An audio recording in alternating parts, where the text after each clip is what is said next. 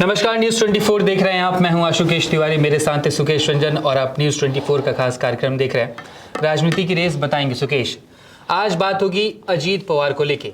अजीत पवार ने हाल फिलहाल में एक बयान दिया। उन्होंने कहा कि बारामती से उन्होंने अपनी बहन के सामने अपनी पत्नी को उतारा और वो उनकी एक बहुत बड़ी गलती थी। उन्होंने ये भी बोला है कि राजनीति को परिवार में नहीं लेके आना चाहिए, उनसे बहुत बड़ी गलती हुई है।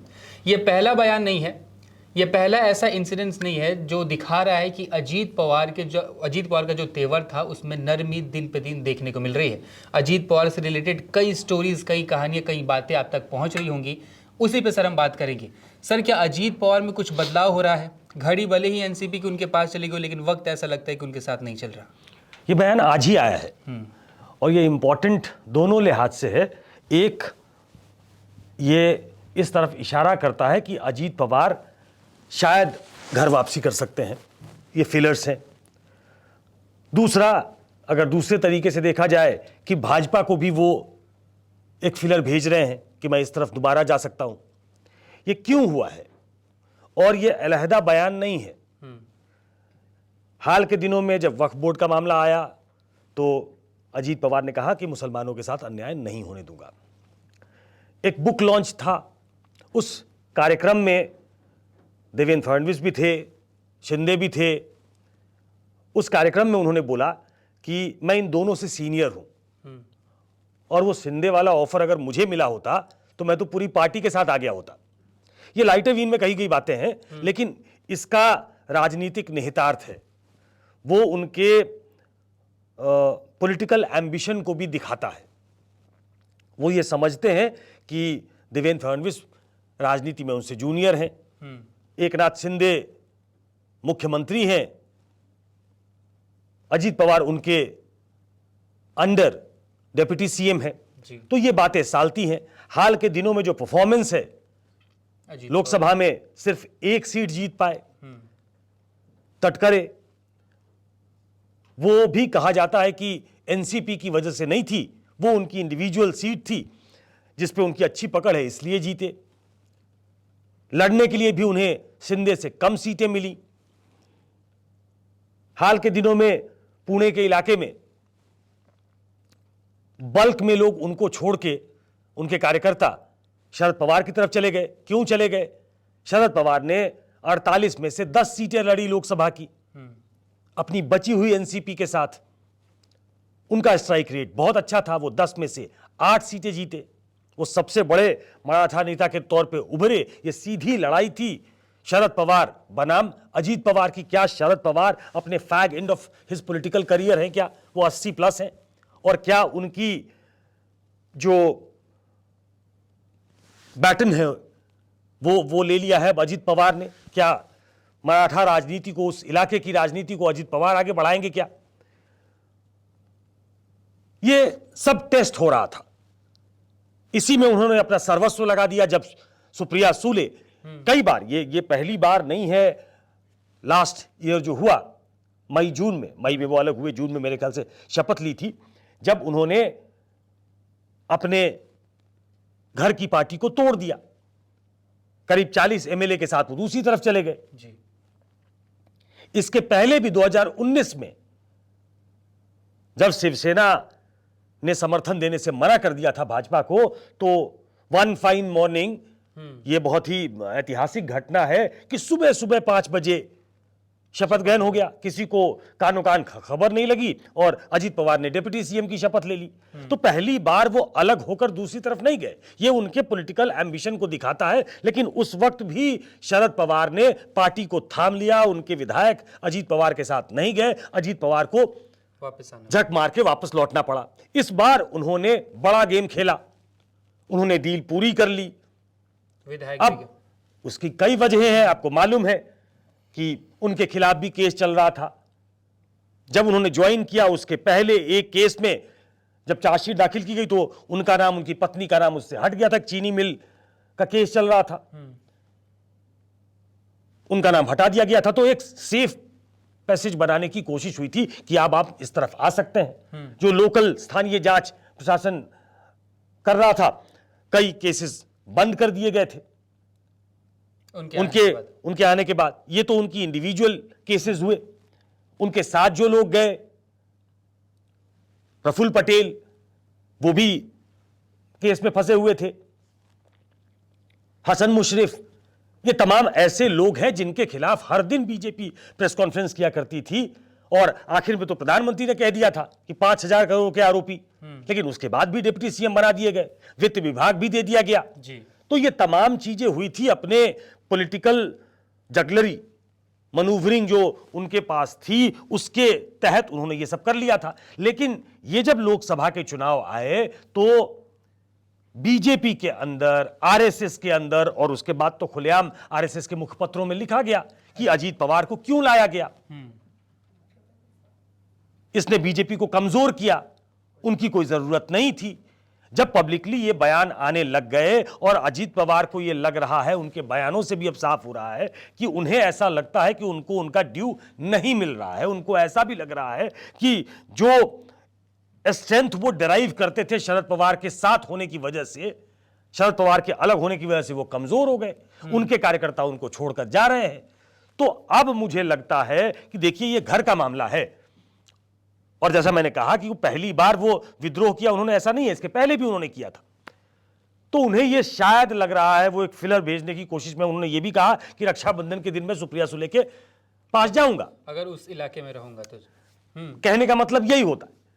तो एक फिलर देने की कोशिश है कि क्या एक्सेप्टेबल होंगे वो। आखिर फैसला ये शरद पवार को लेना है कि शरद पवार इसमें क्या करते हैं। शरद पवार ने पहले भी उनको माफ किया, उनको अपने साथ लिया, और आगे भी वो ऐसा कर सकते हैं, क्योंकि अभी तक जो ये फैमिली बैस्टिन था उनका, उसमें कोई झगड़ा नहीं होता था।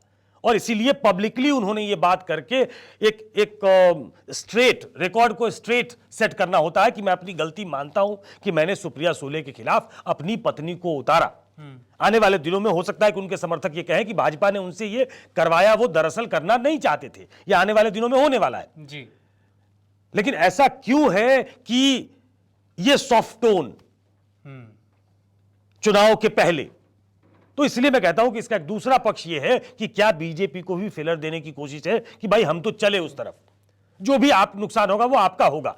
बीजेपी के लोग पहले उनको एक एसेट समझ कर लाए थे। क्या बीजेपी ने असेसमेंट कर लिया है कि इनके जाने से नुकसान होगा कि फायदा? क्योंकि ये बार बार कहा जा रहा है आरएसएस की तरफ से कि उनके जाने से हमें कोई नुकसान नहीं होगा या उनके आने से हमें कोई फायदा नहीं हुआ। एक बात ध्यान रखिए कि 288 की विधानसभा है महाराष्ट्र की, और जो चुनाव अभी हुए हैं उसमें 48 लोकसभा सीटें हैं, 17 मेरे ख्याल से एनडीए के नंबर हैं, 31 इंडिया ब्लॉक के नंबर से, तो वो काफी आगे हैं जी।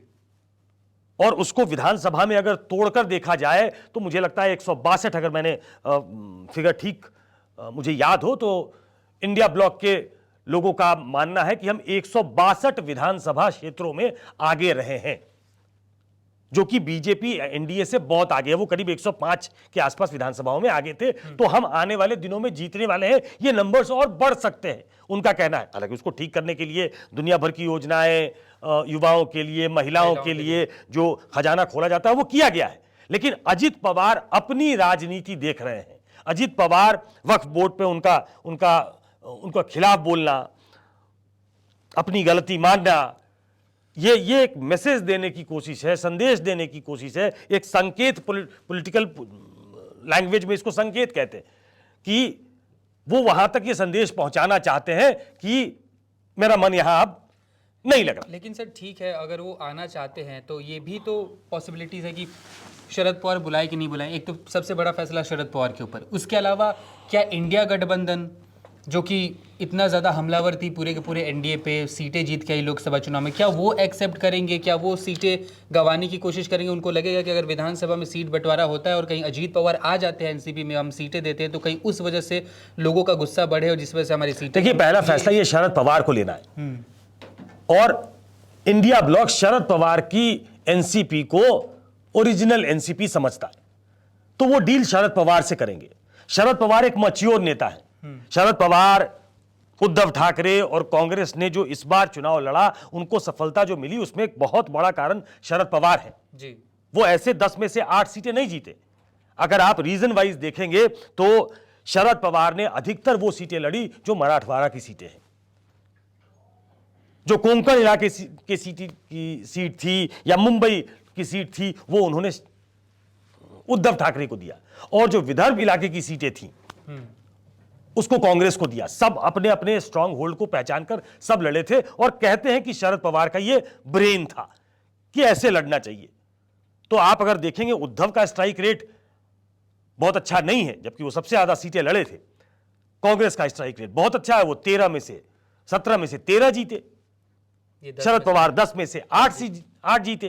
तो आने वाले दिनों में अगर ये ऐसा होता है कि अजीत पवार इस तरफ आ जाते हैं, तो ये फैसला भी शरद पवार लेंगे कि वो विधानसभा की कितनी सीटों पर लड़ना चाहते हैं। विधानसभा में वो अपना स्टेक चाहेंगे, क्योंकि विधानसभा में बहुत दिनों तक कांग्रेस के साथ वो एक बड़ी पार्टी, एक जमाने में तो मुझे याद है कि 69 और 71 कांग्रेस 2 सीटें कम थी, एनसीपी 2 सीटें ज्यादा थी। हालांकि चीफ मिनिस्टर की कुर्सी तब भी कांग्रेस के साथ थी। तो यह फैसला शरद पवार को लेना है, और इस तरफ उनके आने से बहुत बड़ा कोई स्टम्बलिंग ब्लॉक कांग्रेस और उद्धव ठाकरे की तरफ से खड़ा किया जाएगा, मुझे ऐसा लगता नहीं है। ये बातें धीरे धीरे अब होंगी, वहां के चुनाव जैसे जैसे नजदीक आएंगे, और जिसको लगेगा कि मेरी गोटी सेट नहीं हो रही है, हम उस तरफ जहां है वहां अगर कंफर्टेबली प्लेस नहीं है, तो वो अपनी जगह बदलना चाहेगा। और एक पॉपुलर परसेप्शन इस 31 सीट 48 में से जीतने के बाद एक ये है कि वहां इंडिया ब्लॉक जीत सकती है। तो हो सकता है वो जीतने वाली टीम के साथ वापस आना चाहे। अजीत पवार दोनों ऑप्शन लेके चल रहे हैं। एक स्टेटमेंट देखिए, उधर बता रहे कि ठीक है हम आना चाहते हैं, और इधर बता रहे कि हम जा भी सकते हैं। राजनीति में वो जिस तरीके के राजनेता हैं, जो उन्होंने पब्लिकली कहा कि देवेंद्र फडणवीस से लेकर एकनाथ शिंदे जो मुख्यमंत्री हैं, उन दोनों से उनका अनुभव ज्यादा है जी। तो वो पॉलिटिकली बहुत शार्प है। वो आज से नहीं, बहुत सी सरकारों में डिप्टी सीएम रह चुके हैं, एक बहुत कद्दावर नेता के तौर पे हैं। वो पॉलिटिकल गोटी खेलना जानते हैं, वो उस शतरंज के माहिर खिलाड़ी है। तो वो ये बात देख रहे होंगे कि कहां हम कंफर्टेबली प्लेस्ड हो सकते हैं, और जब पब्लिकली उनको एक तरीके से डिजोन किया जा रहा है इस तरफ, तो उस तरफ के रास्ते खोलने में लगे होंगे। ये चिंता का विषय भाजपा के लिए है कि नहीं, ये तो भाजपा तय करेगी। ये चिंता का विषय अभी फिलहाल उनके लिए है कि जहां हम हैं वहां उनकी पूछ नहीं है जी, और जहां हम जाने वाले हैं वहां भी एंट्री बहुत आराम से नहीं हो सकती। तो वो डिफिकल्ट पिच पे हैं, कैसे मनूवर करेंगे उनको तय करना होगा। मतलब बेसिकली महाराष्ट्र चुनाव जैसे जैसे नजदीक आएंगे, अजीत पवार के और बयान सुनने को मिल सकते हैं, और मूव्स देखने को मिल सकते हैं। फिलहाल इस वीडियो में इतनी ही बात करेंगे, लेकिन आगे जब अजीत पवार के कोई और स्टेटमेंट आएगा या फिर महाराष्ट्र चुनाव से रिलेटेड कोई भी अपडेट आएगी तो आप तक जरूर पहुंचाएंगे।